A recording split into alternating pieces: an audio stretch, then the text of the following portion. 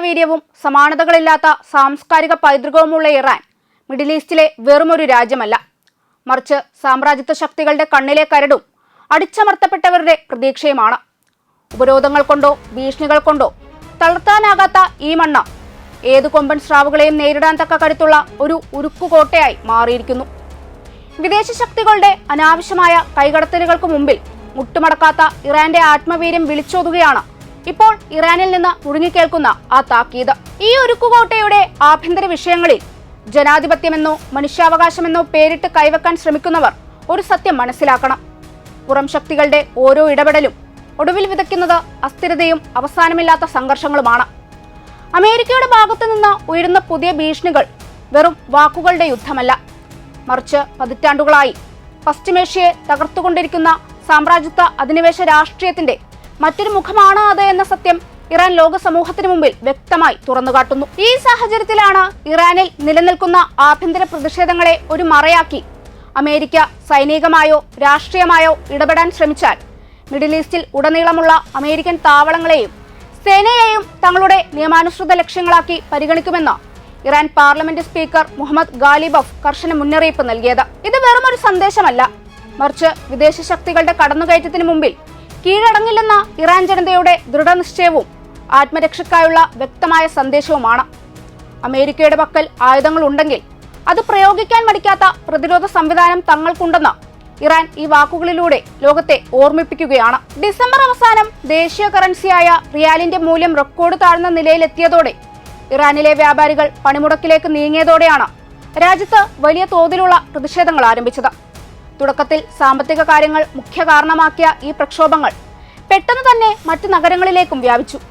ചിലയിടങ്ങളിൽ അത് അക്രമാസക്തമായി മാറുകയും ചെയ്തു. എന്നാൽ നിയമാനുസൃതമായ പ്രതിഷേധങ്ങളെ നഗരയുദ്ധങ്ങളാക്കി മാറ്റാൻ വിദേശ ഇന്റലിജൻസ് ഏജന്റുമാർ ശ്രമിച്ചുവെന്ന്, ആ ശ്രമങ്ങൾ പരാജയപ്പെട്ടുവെന്നും ഇറാനിയൻ അധികൃതർ വ്യക്തമാക്കി. സമാധാനപരമായ പ്രതിഷേധക്കാരെയും വിദേശ കൂലി പടയാളികളെയും വേർതിരിച്ചറിയാൻ രാജ്യത്തിന് കഴിവുണ്ടെന്നും സ്വന്തം ജനങ്ങളോട് മോശമായി പെരുമാറില്ലെന്നും ഖാലിബഫ് ഊന്നിപ്പറഞ്ഞു.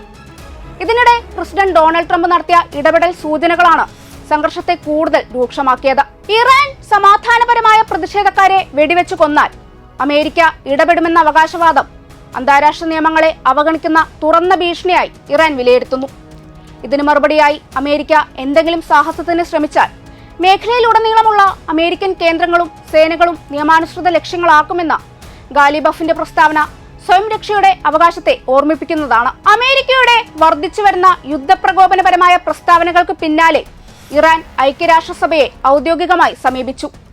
UN സെക്രട്ടറി ജനറൽ അന്റോണിയോ ഗുട്ടറസിന് അയച്ച കത്തിൽ ഇറാനിയൻ അംബാസിഡർ അമീർ സയ്യിദ് ഇറാവാനി ഇറാനിൽ ആക്രമണത്തിനും അശാന്തിക്കും തീവ്രവാദ പ്രവർത്തനങ്ങൾക്കും പ്രേരണ നൽകുന്നതായി ട്രംപിനെ കുറ്റപ്പെടുത്തി. 1953 അട്ടിമറി മുതൽ ഇറാൻ ഇറാഖ് യുദ്ധത്തിൽ സദ്ദാം ഹുസൈനുള്ള പിന്തുണ, ഇറാൻ എയർ ഫ്ലൈറ്റ് 655 തകർത്ത സംഭവം, ജനറൽ ഖാസിം സുലൈമാനിയുടെ വധം വരെ ഇറാന്റെ പരമാധികാരത്തിൽ അമേരിക്ക നടത്തിയ ഇടപെടലുകളുടെ നീണ്ട ചരിത്രം കത്തിൽ വിശദീകരിച്ചതായി ചൂണ്ടിക്കാട്ടുന്നു.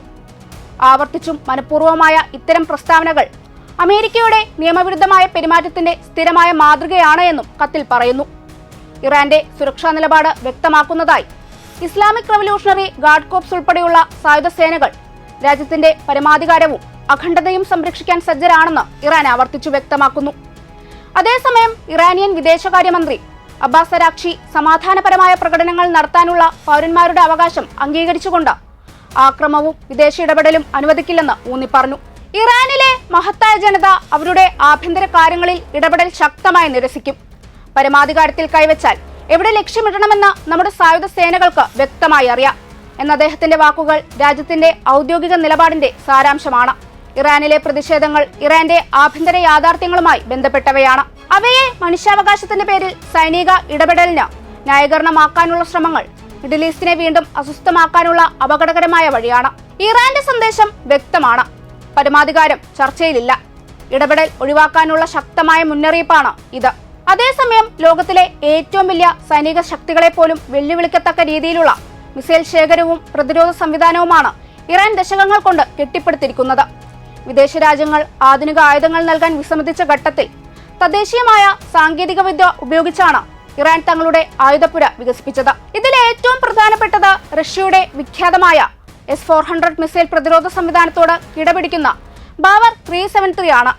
ഒരേ സമയം 100-ലധികം ശത്രു ലക്ഷ്യങ്ങളെ കണ്ടെത്താനും ഏകദേശം 300 കിലോമീറ്റർ ദൂരപരിധിക്കുള്ളിൽ അവയെ തകർക്കാനും ശേഷിയുള്ള ഈ സംവിധാനം ഇറാന്റെ വ്യോമാതിർത്തികളെ ഒരു ഉരുക്കുകോട്ടയായി സംരക്ഷിക്കുന്നു. കൂടാതെ ഖോർദാദ് 15 പോലുള്ള സംവിധാനങ്ങൾ റഡാറുകളുടെ കണ്ണുവെട്ടിച്ച് പറക്കുന്ന അത്യാധുനിക സ്റ്റെൽത്ത് വിമാനങ്ങളെ പോലും കൃത്യമായി തിരിച്ചറിയാൻ ശേഷിയുള്ളവയാണ്.